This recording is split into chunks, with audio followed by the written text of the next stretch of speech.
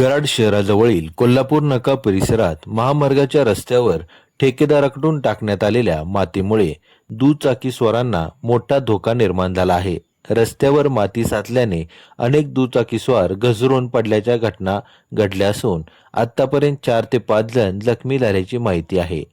या प्रकाराची माहिती मिळताच नगरसेवक दादासाहेब शिंगण यांनी घटनास्थळी धाव घेत आक्रमक भूमिका घेतली। महामार्गावरील माती तातडीने हटवावी, अन्यथा रस्ता अडवण्याचा इशारा त्यांनी दिला। नगरसेवकाच्या मागणीनंतर या ठिकाणची वाहतूक सेवा दुसऱ्या रस्त्याने वळवण्यात आली असून वाहतूक पोलिसही तातडीने घटनास्थळी दाखल झाले आहेत। जोपर्यंत महामार्गावरील माती पूर्णपणे हटवून रस्ता सुरक्षित केला जात नाही, तोपर्यंत या मार्गावरील वाहतूक पूर्ववत करू नये, अशी मागणी नगरसेवक दादासाहेब शिंगण यांनी केली आहे।